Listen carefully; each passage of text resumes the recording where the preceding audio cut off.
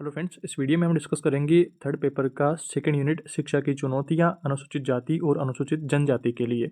ये यूनिट भी दोस्तों आपका सेकंड यूनिट भी 15 नंबर का है और हम उन सभी महत्वपूर्ण बिंदुओं पर चर्चा इस वीडियो में करने वाले हैं जिनसे आप 15 नंबर इस यूनिट में कंप्लीट कर पाएंगे। तो वीडियो को पूरा देखिए। चैनल पर नए हैं तो सब्सक्राइब कर लीजिए इसी तरह के इंपॉर्टेंट वीडियोज़ के लिए। पहला टॉपिक आता है जाति व्यवस्था के बारे में। हम सबसे पहले जानते हैं और फिर हम जानेंगे अनुसूचित जाति और अनुसूचित जनजाति के बारे में।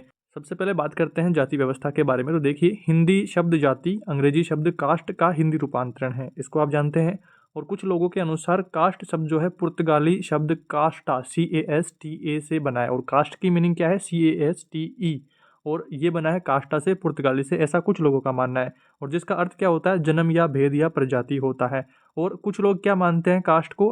लैटिन भाषा कास्टस CASTUS शब्द से संबंधित मानते हैं जिसका अर्थ है प्रजातीय तत्व नस्ल। इसका देखिए ऑप्शनल प्रश्न एक आ सकता है कि कास्ट पुर्तगाली शब्द से बना है, कुछ लोगों का ऐसा मानना है, तो पुर्तगाली के किस शब्द से बना है? ऐसा 4 ऑप्शन देगा तो फिर वहाँ पर मीनिंग्स आपको ध्यान रखनी है कि कास्टा अगर है तो वो पुर्तगाली शब्द से कुछ लोगों ने माना है, और अगर कास्टस है तो फिर वो लैटिन भाषा के शब्द से माना है। और जिसका अर्थ क्या है लैटिन भाषा वाले का? प्रजातीय तत्व या नस्ल। हिंदी का जाति शब्द संस्कृत भाषा के जन धातु से बना है। ये बात भी आपको ध्यान रखनी है कि अगर हिंदी का संस्कृत में आपको पूछे तो वो जन धातु से बना है जिसका अर्थ है उत्पन्न करना या उत्पन्न होगा। तो 3 भाषाओं का हमने यहाँ पर देख लिया है। सबसे पहले पुर्तगाली का कास्टा, लैटिन भाषा का कास्टस और संस्कृत भाषा के जन धातु से बना है जाति शब्द। तो ये कुछ बातें आपको यहाँ पर ध्यान रखनी है। और अब हम बात करते हैं विद्वानों ने जो कुछ परिभाषाएं दी है जाति से संबंधित, उनको यहाँ पर देखते हैं। सबसे पहली परिभाषा आती है होबेल की। होबेल के अनुसार अंतर्विवाह और वंशानुक्रमण द्वारा प्रदत्त स्थिति की सहायता से सामाजिक वर्गों को जमा देना ही जाति। तो होबोल ने क्या करा? अंतर्विवाह करवा दिया कि एक समूह अलग पर्टिकुलर बना दिया और उसमें ही अंतर्विवाह, उसी में विवाह वगैरह सब कुछ होंगे तो अलग उनका, और वंशानुसंक्रमण चलेगा, और प्रदत्त जो स्थिति है उनको जमा करके सामाजिक वर्ग बना दिया एक अलग, तो वो जाति बन गई। और दूसरी परिभाषा दी है RN मुखर्जी के अनुसार, जाति जन्म के आधार पर सामाजिक संस्करण और खंड विभाजन की वह गतिशील अवस्था है जो खाने पीने, विवाह, पेशा और सामाजिक सहवासों के संबंध में अनेक या कुछ प्रतिबंधों को अपने सदस्यों पर लागू करती है। इसके बाद में तीसरी परिभाषा दी है बलंट ने। बलंट के अनुसार जाति एक अंतर्विवाही समूह है, अंतर्विवाही समूह का संकलन है जिसका एक सामान्य नाम होता है, जिसकी सदस्यता आनुवंशिक होती है, सामाजिक सहवास के क्षेत्र में अपने सदस्यों पर कुछ प्रतिबंध लगाता है। उनके सदस्य या तो एक सामान्य परंपरागत व्यवसाय को करते हैं या किसी अन्य जो सामाजिक आधार है अपने पर उत्पत्ति का दावा करते हैं। इस प्रकार एक समरूप समुदाय के रूप में मान्य होती है। तो इस तरीके से आपको ध्यान रखना है। और जाति को लेकर के कुछ परिभाषाएं यहाँ पर और दी गई हैं जिनमें परिभाषा है मजूमदार व मदान के अनुसार जाति एक बंद वर्ग है। प्रश्न आ सकता है जाति एक बंद वर्ग है, यह कथन किसका है? तो आपको आंसर करना है मजूमदार एवं मदान के अनुसार यहाँ पर जाति एक बंद वर्ग है, यह कथन इन्होंने दिया है।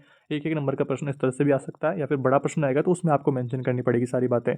दूसरी परिभाषा है कुले के अनुसार, जब एक वर्ग पूर्णतः आनुवंशिकता पर आधारित होता है तो उसे जाति कहते हैं। आनुवंशिकता पीढ़ी दर पीढ़ी एक समूह के रूप में बने रहते हैं तो वो अलग एक जाति हो गई वहाँ पर। और अगली परिभाषा है JH हट्टन के अनुसार, जाति के अंतर्गत एक समाज अनेक आत्म केंद्रित एवं एक दूसरे से पृथक इकाइयों में विभाजित रहता है। इन इकाइयों के बीच पारस्परिक संबंध ऊंच नीच के अनुसार पर सांस्कृतिक रूप से निर्धारित होते हैं। ये कुछ परिभाषाएं आपको यहाँ पर ध्यान रखनी है। और अब हम दोस्तों बात कर लेते हैं वर्ण व्यवस्था के बारे में। वर्ण व्यवस्था में आपको ध्यान रखना है कि हिंदू समाज में कार्य व्यवस्था के सिद्धांत के अनुसार समाज 4 वर्गों में बांटा गया था: ब्राह्मण, क्षत्रिय, वैश्य और शूद्र। ब्राह्मणों के कार्यों को उस समय सर्वाधिक प्रतिष्ठा प्राप्त थी। इनके बाद रक्षा और युद्ध, प्रशासन या शासन कार्य थे जो कि क्षत्रियों के माने जाते थे। व्यापार, वाणिज्य आदि का कार्य वैश्यों का रहा। कृषक और दस्तकारों की भी जातियां थी। तो इस तरह से वर्ण व्यवस्था बटी हुई थी। वर्ण और जाति में अंतर क्या है, इस तरह का प्रश्न आ सकता है। तो उसमें कुछ बिंदु आपको ध्यान रखने हैं कि वर्ण गुण तथा कर्म पर आधारित है जबकि जाति जन्म पर है, एक समूह के रूप में बांटी हुई रहती है। दूसरा अंतर है वर्ण की संख्या जाति से कम है। तीसरा अंतर है वर्ण जाति की अपेक्षा अधिक प्राचीन है। चौथा अंतर है वर्ण जाति की अपेक्षा लचीली व्यवस्था है।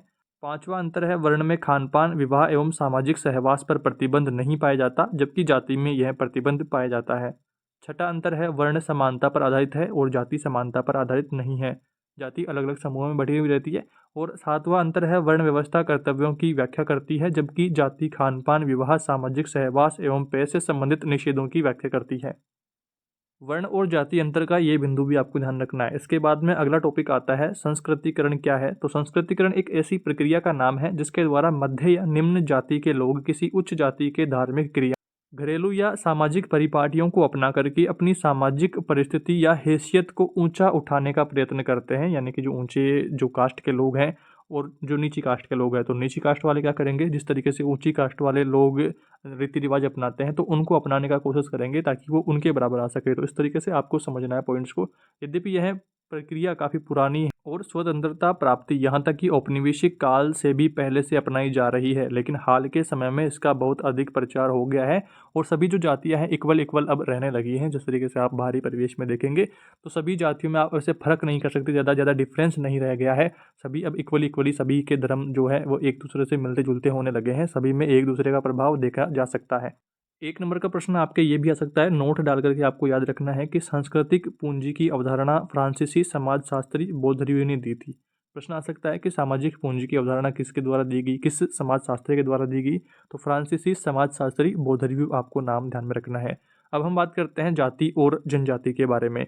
इसमें देखिए आदिम समुदायों ने जनजाति और हिंदू समाज में जाति महत्वपूर्ण सामाजिक समूह है। जाति एवं जनजाति दोनों के अर्थों के संबंध में काफी भ्रम रहा है। कभी कभी जाति और जनजाति का प्रयोग पर्यायवाची के रूप में कर दिया गया है, जबकि इन दोनों के बीच में पर्याप्त अंतर है। अब हम बात करते हैं जाति और जनजाति में अंतर के बारे में, बिंदु जो दिए हुए हैं।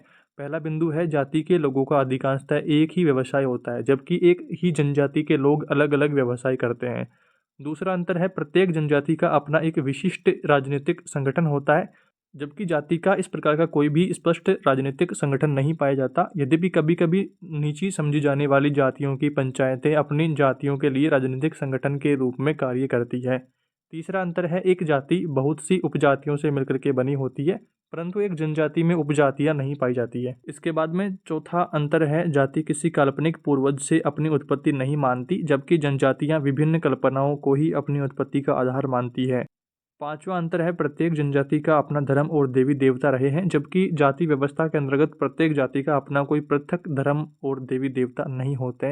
ये कुछ बिंदु आपको जाति और जनजाति के अंतर के रूप में ध्यान रखने हैं। अब हम बात करते हैं दलित समुदायों के बारे में। दलित समुदायों में देखिए, वे हिंदू जातियां जिनके संपर्क में आने पर उच्च जाति के हिंदुओं को शुद्धिकरण करना पड़े दलित कहलाते थे, यानी कि नीची जाति के लोग, और जो भारतीय समाज में जाति व्यवस्था के अंतर्गत सबसे निचले अवस्था पर अवस्थित हैं। परिभाषा को व्यापक बनाने के प्रयास में किसी भी दबे कुचले समूह के लिए इसका प्रयोग किया जाने लगा। दलित भारत की जनसंख्या के लगभग 16% हैं और आर्थिक एवं सामाजिक रूप से भारतीय समाज की निम्नतर श्रेणियों से संबंध रखते हैं। दलित न सिर्फ निम्न जाति श्रेणी से ही ताल्लुक़ रखते हैं, बल्कि वे भारतीय समाज के निम्न वर्ग श्रेणी से भी ताल्लुक़ रखते हैं। ग्रामीण अर्थव्यवस्था में वे मूल रूप से श्रमजीवी जनसंख्या के अधिकांश भाग का निर्माण करते हैं। उसके बाद में आपको बिंदु ध्यान रखना है, दलित चेतना का सकारात्मक परिणाम क्या रहा। देश के विभिन्न भागों में दलित जातियां संगठित समूह के रूप में उदित हुई और प्रौद्योगिकी उन्नयन की दिशा में संगठित एवं सामूहिक प्रयास आरंभ हुए। फलतः प्रौद्योगिकी सुधार संभव हुआ, टेक्नोलॉजी डेवलपमेंट होने लगा। आर्थिक समानता की ओर से बढ़ाए गए कदमों ने दलितों को अन्य समुदायों की तरह समर्थ बनाया। शैक्षणिक समानता के अवसरों ने आधुनिक मूल्यों के रूप में स्वतंत्रता, समानता एवं बंधुत्व के मूल्यों का विकास किया और विस्तार किया।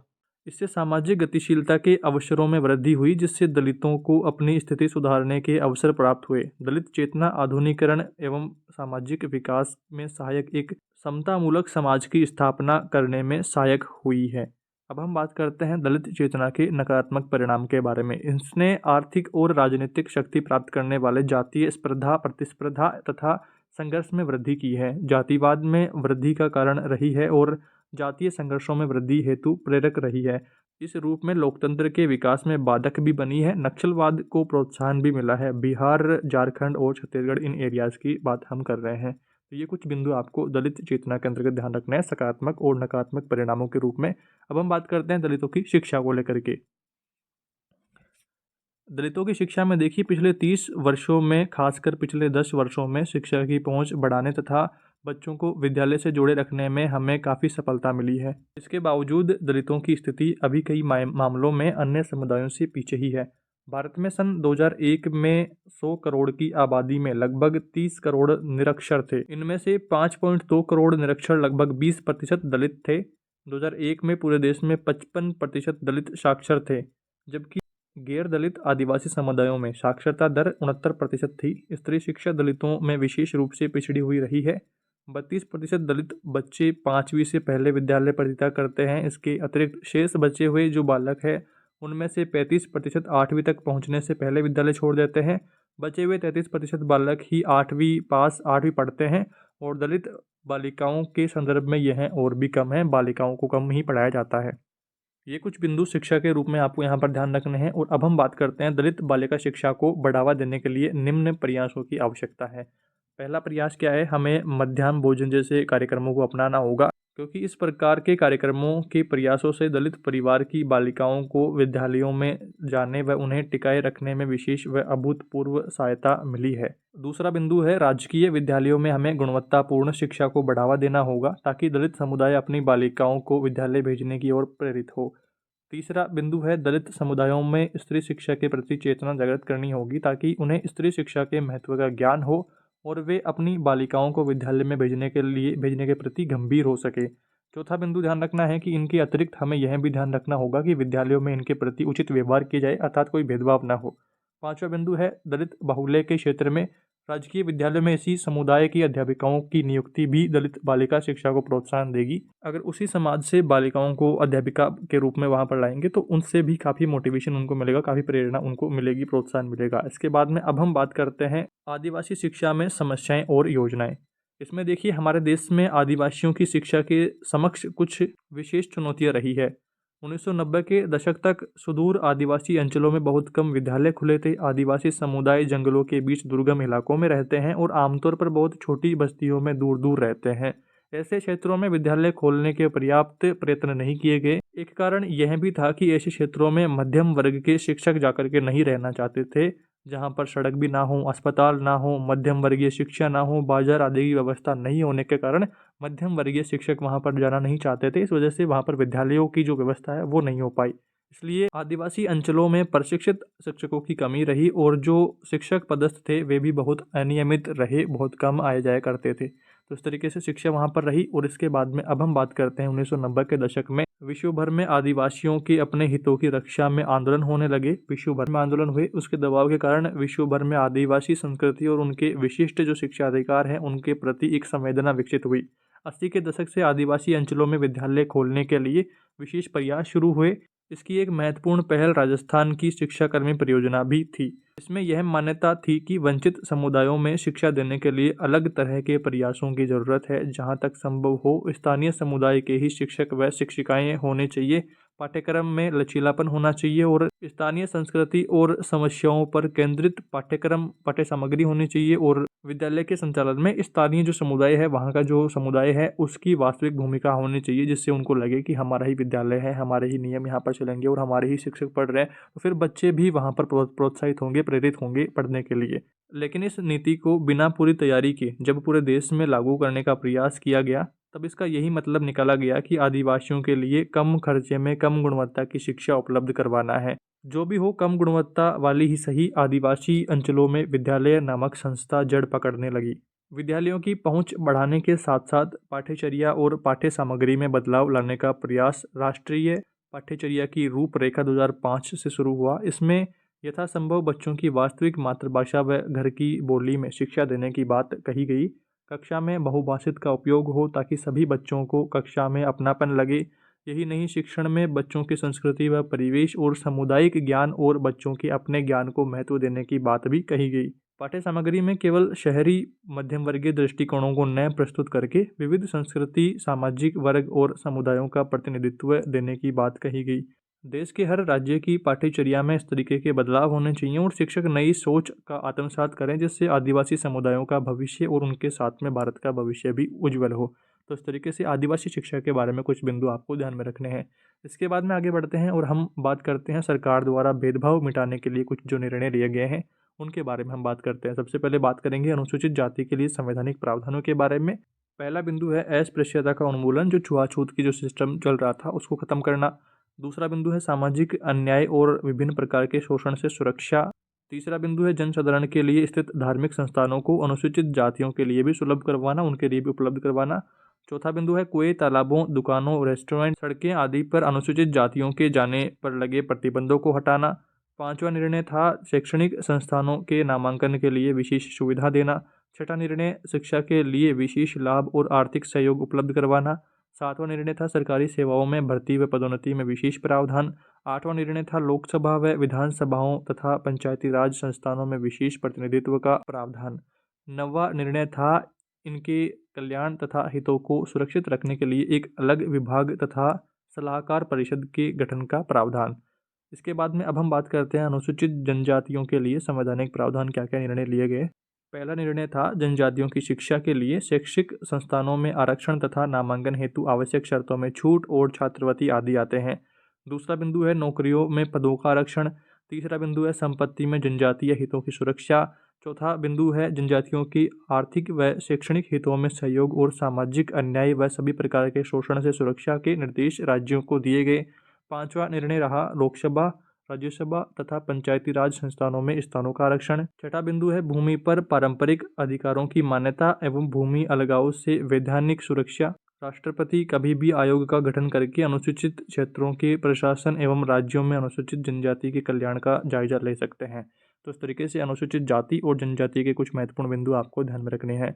उम्मीद करता हूं दोस्तों इस वीडियो में बताए गए सभी टॉपिक्स को आपने ठीक तरीके से समझ लिया है। फिर भी कोई डाउट रहता है, फिर भी आपकी कोई समस्या रहती है, कमेंट करके जरूर बताइए। चैनल पर नए हैं तो सब्सक्राइब कर लीजिए इसी तरह की इंपॉर्टेंट वीडियोज के लिए। बाकी सभी सब्जेक्ट्स के नोट्स वीडियो चैनल पर अवेलेबल है, जिनको आप प्लेलिस्ट ऑप्शन पर जाकर के देख सकते हैं। इस वीडियो में इतना ही दोस्तों। वीडियो को लाइक जरूर करें, अपने दोस्तों तक शेयर करें। Thank you for watching this video.